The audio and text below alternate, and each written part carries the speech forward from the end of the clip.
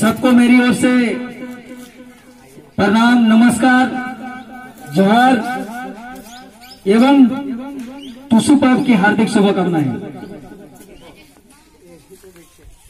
ये हम लोगों का जो किसान अधिकार यात्रा है, हम लोग ईचागढ़ आजाद सिपाही के बैनर तले इस यात्रा को पूरे ईचागढ़ विधानसभा में, ईचागढ़ विधानसभा के चारों प्रखंड के हर गांव में ले जा रहे हैं और किसान को किस तरह से सरकार जन विरोधी बिल लाकर किसान को ठगने का काम कर रही है। चाहे कोई भी पार्टी हो, किसान के प्रति इन लोगों का रवैया हमेशा ही खराब रहा है। आज आप लोग जानते हैं कि पूरे भारतवर्ष में लगभग 80% किसान होने के बावजूद भी हम लोग किसान का अधिकार के लिए, किसान का हक के लिए कोई भी पार्टी का नेता हो, चाहे भारतीय जनता पार्टी का हो, आजसू पार्टी का हो, झारखंड मुक्ति मोर्चा को हो या झारखंड विकास मोर्चा एवं तमाम जितने भी दल हैं, सभी दल किसानों के लिए बात नहीं करते हैं। उन लोग अपना चुनाव जीतने के लिए अपना बड़े बड़े जुमले, बड़े बड़े झूठे वादे करते हैं किसानों के लिए, और चुनाव जीतकर जब चले जाते हैं, जीत कर जाते हैं विधानसभा, तो उसमें किसानों की बात नहीं होती है, उसमें सिर्फ उद्योगपतियों की बात होती है। इसलिए हम लोग किसान यात्रा के अंतर्गत आप लोगों के समक्ष जो महत्वपूर्ण मांग है उसको रखते हैं। हम लोग ईचागढ़ आजाद सिपाही के बैनर तले किसान यात्रा में हम लोग किसान का जो सूखाग्रस्त प्रखंड होना चाहिए, इतना सूखा और अकाल होने के बावजूद भी हमारे इस विधानसभा को एवं हमारे इस प्रखंड को सूखा क्षेत्र घोषित नहीं करना, हमारे विधायक हो या सांसद हो या जितने भी जनप्रतिनिधि हैं, एक भी आवाज नहीं उठाते हैं। आज आप लोग भली भांति जानते हैं कि ईचागढ़ प्रखंड पूरी तरह से सूखाग्रस्त है, लेकिन हमारे प्रशासनिक पदाधिकारी, चाहे बीडीओ हो, चाहे कृषि पदाधिकारी हो, चाहे कर्मचारी हो एवं जितने भी पदाधिकारी हैं, सबको चेयर में बैठकर 61% खेती हुआ है बोल के सर्वे करके दे दिया, और हम लोग भुगत रहे हैं आज तक 61% चेयर में लिखकर खेती हुआ बोल के दे दिया। अगर ये 40% भी दे देते तो आज हम लोगों को फसल बीमा का भुगतान होता और सूखा क्षेत्र घोषित होता, तो आज हम लोग सभी किसानों के खाते में 70,000 80,000 रुपया अपना अकाउंट में आ जाता। लेकिन हमारे जनप्रतिनिधि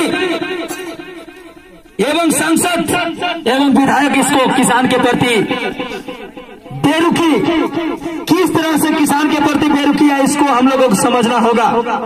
क्योंकि आज वर्तमान में हम लोग जानते हैं कि हमारे वर्तमान विधायक हो, चाहे जितने भी पूर्व विधायक हैं, 1990 के बाद से जमशेदपुर से यहाँ आकर चुनाव जीत के चले जाते हैं, और जब किसी भी क्षेत्र का बाहरी नेता चुनाव जीत कर चले जाते हैं, उसके बाद यहाँ के किसानों की समस्या हो या नौजवानों की समस्या हो एवं मां बहन की समस्या हो, कोई भी समस्या का निराकरण करने का काम नहीं करते हैं। तो हम लोग भी अब 2019 में हम लोगों का एक ही नारा है ईचागढ़ आजाद सिपाही का कि 30 साल से जो ईचागढ़ आजाद नहीं हुआ है उसको आजाद करने का काम करेंगे, और ईचागढ़ विधानसभा में ईचागढ़ क्षेत्र का ही विधायक बनाने का प्रयास करेंगे। उसमें आप लोग सभी का योगदान होना चाहिए, सभी का सहयोग होना चाहिए। आज हम लोग 30 साल से बाहर के जनप्रतिनिधि को चुनाव जिताकर भेजते आ रहे हैं, चाहे साधु जगन महतो हो, चाहे अरविंद सिंह हो या स्वर्गीय सुधीर महतो हो, सबके सब जमशेदपुर से आते हैं और यहाँ का चुनाव जीतकर जीते जाते हैं और यहाँ की समस्याओं पर ध्यान नहीं देते हैं। तो हम लोग सभी नौजवानों को एक बार सोचना होगा कि ये हम लोगों का जो बहुमूल्य वोट है, इस वोट का हम लोग जमशेदपुर के नेताओं को क्यों देते हैं? क्या हम लोगों के 3 लाख जनताओं में एक 3 लाख जनताओं में एक करखिया को भी क्यों विधायक नहीं बना पाए? ये हम लोगों को सोचने पर मजबूर होना होगा और एक संगठित होकर 2019 में हम लोगों को इसका बदला लेना होगा। तब जाके इस क्षेत्र में खुशहाली आ सकती है और एक स्वर्णिम काल आ सकता है। अन्यथा हम लोग ठगे जाएंगे और बार बार ठगते जाएंगे और 30 साल तक गुलाम है, उसके बाद और 30 साल तक गुलाम बने रहेंगे। लेकिन हम लोग जैसे सभी नौजवान किसान भाई से अपील करते हैं कि आप लोग इस बार 2019 में अपना बहुमूल्य वोट सोच समझ कर डालें, चाहे कोई भी पार्टी हो।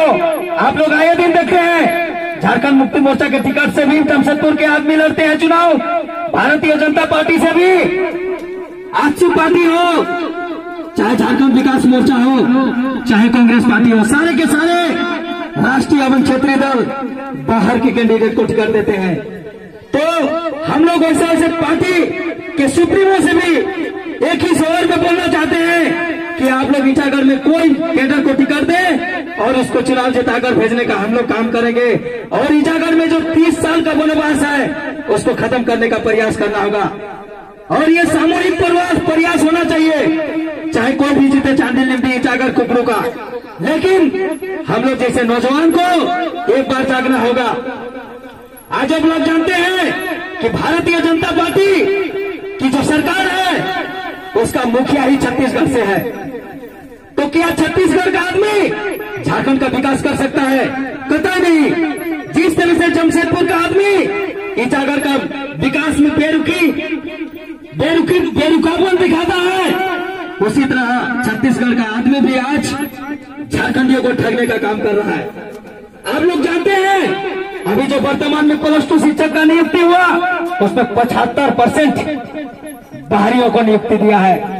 तो हमारे यहाँ के नौजवान, पढ़े लिखे नौजवान नौकरी के लिए दर दर भटकना पड़ रहा है और भारतीय जनता पार्टी और आजसू पार्टी की सरकार बाहरियों को नौकरी दे रहा है, बिहार, यूपी और छत्तीसगढ़, बंगाली और उड़ीसा के आदमियों को।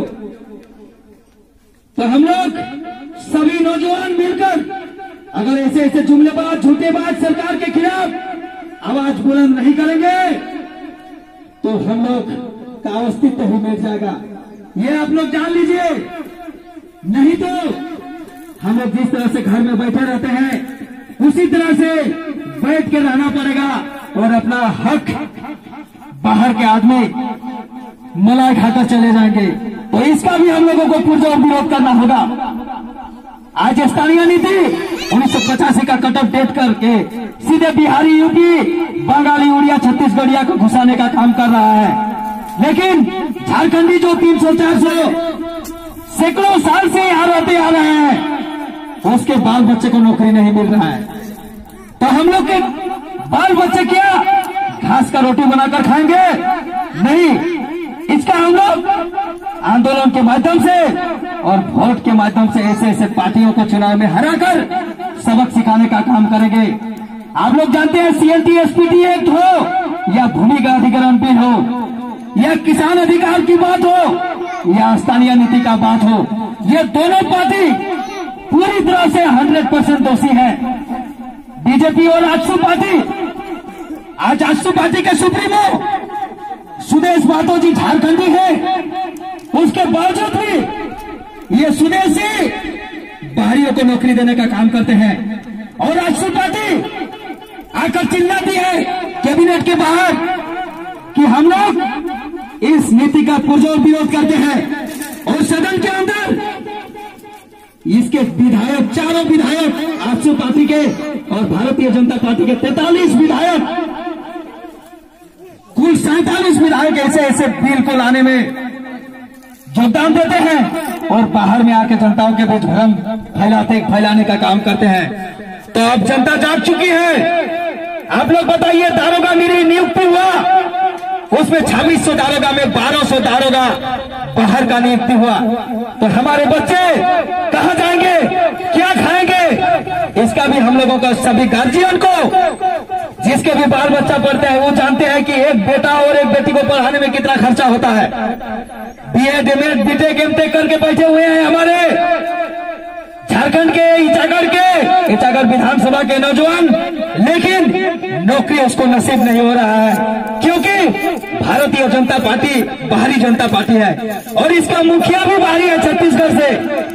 ये रघुवर दास छत्तीसगढ़िया गजेड़ी, ये ऐसे ऐसे बिल लाकर यहाँ के झारखंडी नौजवान को ठोकने का काम कर रहा है। तो हम लोग छोटे छोटे मंच के माध्यम से ही नुक्कड़ नाटक करके पूरे इटागढ़ विधानसभा में जगाने का काम करेंगे और हमारे वर्तमान विधायक भी ऐसे ऐसे बिल लाने में सहयोग करते हैं। आप लोग जानते हैं कि किसान का अगर सूखा क्षेत्र घोषित होता, 129 प्रखंड सूखा क्षेत्र घोषित हुआ, उसमें तमाड़ प्रखंड भी सूखा क्षेत्र घोषित है। तमाड़ विधानसभा के तमाड़ प्रखंड, बताइए कि उतना खेती होने के बावजूद भी सूखा क्षेत्र घोषित होता है, लेकिन उसका विधायक टेबल ठोक के उसका विधानसभा को सूखा क्षेत्र घोषित करवाया। लेकिन हमारे नासमझ विधायक, निकम्मा विधायक, इसको समझ में नहीं आता है कि किसान का क्या दुख और दर्द बीत रहा है। ये विधायक न विधानसभा में आवाज उठाते हैं और ना यहाँ कर चांडिल में प्रेस कॉन्फ्रेंस करते हैं। तो ऐसे ऐसे विधायक को भी हम लोगों को सबक सिखाने का काम करना होगा और सभी किसान मिलकर, सभी नौजवान मिलकर हम लोगों को काम करना होगा। आज बताइए, हमारे विधायक विस्थापितों के बारे में क्या क्या नहीं बोला, क्या क्या झूठे वादे नहीं किए, लेकिन जब चुनाव जीतकर गए 2014 में, तो विस्थापित के बारे में एक भी आवाज ना विधानसभा में उठाया, ना आज तक पेपर पत्रिका में उठाया। और सरकार की 2012 की विस्थापन एवं पुनर्वास पॉलिसी कहती है कि जो गांव विस्थापित हुए हैं उसको सबसे पहले पुनर्वास दिया जाए। लेकिन हमारे इस विधानसभा में सैकड़ों गांव, लगभग 88 मौजा, पूरी जानकारी नहीं है, लेकिन लगभग 88 मौजा डैम में डूबे हुए हैं। उसका पानी जमशेदपुर के तेलको और टिस्को को मिल रहा है। तो यहाँ के किसान को पानी भी नसीब नहीं हो रहा है। और हम लोग चाहते हैं कि हमारे विधायक इस एग्रीमेंट पेपर को, समझौता पेपर को पूरी तरह से ओपन करे, खुला ओपन करे, तब हम लोग जानेंगे कि इस डैम में जो विस्थापित हुआ उस समझौता पेपर में क्या लिखा हुआ था, इसका हम लोगों को पता चलेगा।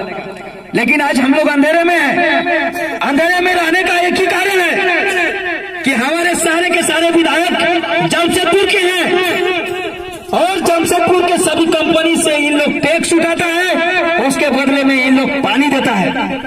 तो आज हम लोगों को सतर्क होना होगा और सभी पार्टी के, सभी राजनीतिक पार्टी के कैडर को भी बोलना होगा कि आप लोग सभी पार्टी को पूछे कि झारखंड मुक्ति मोर्चा हो, चाहे विकास मोर्चा हो, झारखंड विकास मोर्चा, चाहे बीजेपी हो या आजसू हो, क्यों सारे पार्टी बाहर के कैंडिडेट को टिकट दे रहे हैं?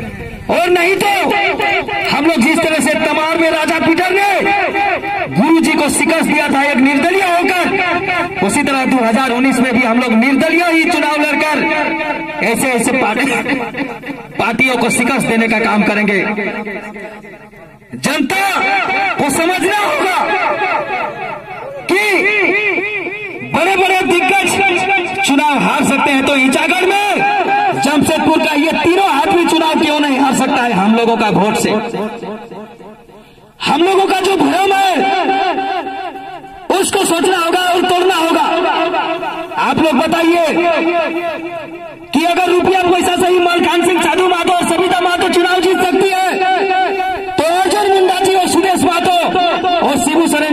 चुनाव क्यों हार गए? क्या उन लोगों के पास पैसा नहीं है? उसके बावजूद भी ये चुनाव क्यों हारे? जनता को एक बार सोचना होगा। अगर हम लोगों को जमशेदपुर के नेता लाखों करोड़ों रुपया भी दे देगा तो उसको हम लोगों को हजम करने का शक्ति होना चाहिए, तब जाके हम लोगों का विकास होगा। और हमारे यहाँ के नेता, जितने भी नेता है, जितने भी कैडर करते हैं, वो ये लोग सिर्फ परीक्षा का ही तैयारी करते हैं और पूर्जा पहुंचाकर इन तीनों को जिताने का काम करते हैं। चाहे साधु चरण महतो हो, चाहे अरविंद सिंह हो या सविता महतो हो। तो ऐसे कैडर से भी सावधान रहना होगा। वैसे पार्टी के कैडर को भी गांव में पूछना होगा कि आप लोग बताइए कि जमशेदपुर में अगर साधु जी जीत जाएगा तो उससे क्या फायदा होगा। बीजेपी के कैडर से भी पूछना होगा और जेएमएम के कैडर को भी पूछना होगा कि सविता महतो चुनाव जीतेगी तो किसको फायदा होगा। और मालखान सिंह के कैडर को भी पूछना होगा कि आप लोग जमशेदपुर को आदमियों को क्यों जिताने का काम करते हैं। यहाँ के आदमी को टिकट दीजिए और यहाँ के आदमी को चुनाव जिताकर भेजिएगा, तब जाके इस क्षेत्र का विकास होगा, अन्यथा विनाश का गाथा निश्चित। ये सारे बच्चे का भविष्य बर्बाद कर रहे हैं, करियर बर्बाद कर रहे हैं। हम लोग 30 साल हमारे बाप दादा ने करियर बर्बाद किया जमशेदपुर के आदमी को जिताकर, और हम लोग अगर 2019 में भी जमशेदपुर के आदमियों को जबरदस्त कड़ा मुकाबला नहीं करेंगे तो हमारे छोटे छोटे बच्चे का भी भविष्य बर्बाद होगा। बताइए, ईचागढ़ विधानसभा में 30 साल तक चुनाव जीतने के बाद जमशेदपुर का आदमी एक भी स्टैंडर्ड आवासीय विद्यालय खोला, एक भी महाविद्यालय खोला नहीं।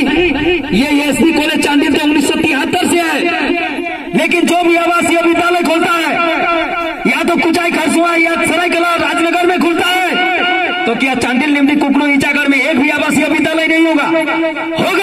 लेकिन हमारे विधायक जमशेदपुर के होने के नाते उन लोग नहीं चाहते हैं कि यहाँ ना आवासीय विद्यालय खोले ना सरकारी कॉलेज खोले। अगर खुल जाएगा तो यहाँ का नौजवान और युवक युवती पढ़ाई करेंगे तो उसका झंडा ढोने वाला आदमी कोई नहीं मिलेगा। इसलिए ये लोग नहीं चाहते हैं कि यहाँ का विकास हो। तो हम लोग अपने आप समझना होगा और गांव गांव अपना लड़ाई खुद लड़ना होगा। यहाँ कोई नेता नहीं है, ये जागरूकता अभियान है और इस अभियान के माध्यम से हम लोग तीनों त्रिमूर्ति को हराने का काम करेंगे। बताइए, साधु चरण, सविता और मालखान सिंह जीतेगा तो हारेगा कौन? चांडिल निमडी कुकड़ू ईचागढ़ के 3 लाख आदमी, 3 लाख हम लोगों का जनसंख्या है, 3 लाख आदमी हम लोग हारते हैं और 3 आदमी जमशेदपुर का जीतता है। यह भी सोचना चाहिए, 3 लाख आदमी मिलकर हम लोग 3 आदमी को हरा नहीं सकते हैं सिर्फ 500 रुपया का लालच में। बताइए, 4 साल बीतने के बाद भी अगर साधु चरण इस गांव में प्रवेश किया है तो उन लोग आता नहीं है। कभी एक आध दिन अगर घोषणा करने आया, कोई पीसीसी का उद्घाटन करने आया तो क्या जरूरत है? उन लोग तो जानता है कि हम लोग पैसा दे देंगे 200 रुपया दारू पीने के लिए और हम लोग चुनाव जीत के चल जाएंगे, तो हम लोगों का करियर बर्बाद हो रहा है। अगर यहाँ का क्षेत्रीय विधायक होता तो एक स्वास्थ्य केंद्र होता कि नहीं, अच्छा से एक सदर अस्पताल हो सकता था कि नहीं इतना बड़ा अनुमंडल में, लेकिन आज स्वास्थ्य के क्षेत्र में भी नहीं है। एक महिला महाविद्यालय होता कि नहीं, खरसुआ और सरायकला में अगले साल खुला, लेकिन हमारे चारों प्रखंड में क्यों नहीं खुल रहा है? क्योंकि हमारे यहाँ की महिला पढ़ेगी तो उसका विकास होगा। ये लोग नहीं चाहते हैं जमशेदपुर के विधायक। ये तीनों का गांव गांव विरोध करना होगा और यहाँ जो फुटबॉल ग्राउंड समझ लिया है वैसे वैसे उन लोगों का भ्रम को भी तोड़ना होगा। हम उन लोगों का एक ही भ्रम है कि साधु हारेगा तो सविता जीतेगी, चाहे मालखान सिंह जीतेगा, लेकिन इस बार 2019 में तीनों को पटक नहीं देना होगा, तब जाके इस क्षेत्र का विकास हो सकता है, नहीं तो विनाश निश्चित है। सिर्फ 400-500 रुपया में हम लोगों को बदलना नहीं होगा, उसको हजम कर देना है। ये हम लोग आप लोगों के समझ सुनिश्चित करते हैं। और एक महत्वपूर्ण जानकारी दे रहे हैं आप लोगों को, गांव के सभी किसान 22 तारीख तक एक फॉर्म किसान आशीर्वाद योजना निकला है। उस योजना के तहत उस फॉर्मेट को भर के अंचल का कोई आएगा नहीं तो प्रखंड में जमा कर देना है। उसमें 5,000 प्रत्येक किसान का अकाउंट में आएगा जून जुलाई तक। प्रखंड विकास पदाधिकारी हम लोगों का लापरवाही से अभी तक यहाँ के ग्राम सभा नहीं कर रहे हैं। 22 तारीख तक लिमिट है और 2 या 3 दिन, तो आप लोग प्रखंड में जाके पता लगा लीजिएगा, और अन्यथा ये 5,000 रुपया भी हम लोग का अकाउंट से चल जाएगा। हम लोगों का ना विधायक बताएगा ना कोई जनप्रतिनिधि बताएगा। उन लोगों को पेपर के माध्यम से भी दे देना चाहिए कि किसान के लिए ऐसा योजना है जो 22 तारीख तक कट ऑफ डेट है। तो आप लोग जो भी ब्लॉक जाते हैं उस फॉर्मेट को निकाल कर भरने का काम करेंगे, नहीं तो हम लोगों के हाथ से वो 5,000 भी गया। आज सूखा क्षेत्र घोषित होता तो आज हम लोगों का सबके खाते में 60,000, 70,000, 90,000 रुपया आता है। लेकिन हमारे विधायक का लापरवाही से इन लोग जो बीमा कंपनी, उन लोगों का बाप है बीमा कंपनी इसको कितना करोड़ रुपया दिया, और यहाँ के पीडीओ को, प्रखंड विकास पदाधिकारी को और कृषि पदाधिकारी को, ये सारे के सारे पदाधिकारी भी किसान के हित में बात नहीं करते हैं। 61% खेती हुआ है बोल के इन लोग सर्वे करके जिला को भेज दिया। हम लोग प्रखंड मुख्यालय में धरना भी दिए थे इंदिरा आजाद सिपाही के नेतृत्व में कि आप लोग 61% क्यों भेजे। तब बोला कि हम लोग दोबारा सर्वे करने जाएंगे। बहुत सारा प्रखंड, 4-5 प्रखंड का सर्वे किया, उसमें चिपरी प्रखंड में सर्वे करके आया कि 31% खेती हुआ है, सीटों में 39% हुआ। इस तरह से उन लोग कुछ आंकड़ा बनाया, लेकिन तब तक चिड़िया चुग गई थी खेत, तब तक हम लोग का काम तमाम हो गया। ये है कृषि पदाधिकारी का कारनामा इन लोगों का। इन लोग सिर्फ फॉर्मेट में साइन करने के लिए 61% भेज दिया, नहीं तो आज सबके अकाउंट में 70-80 हजार आता। तो हम लोगों को, किसान को एकजुट होना होगा और प्रखंड विकास पदाधिकारी के दरवाजा को भी खटखटाना होगा, क्योंकि ये हम लोगों का गार्जियन है। उन लोगों को पता है कि जमशेदपुर का विधायक यहाँ आके धरना नहीं देगा और यहाँ के किसानों का अधिकार के लिए बात नहीं करेगा।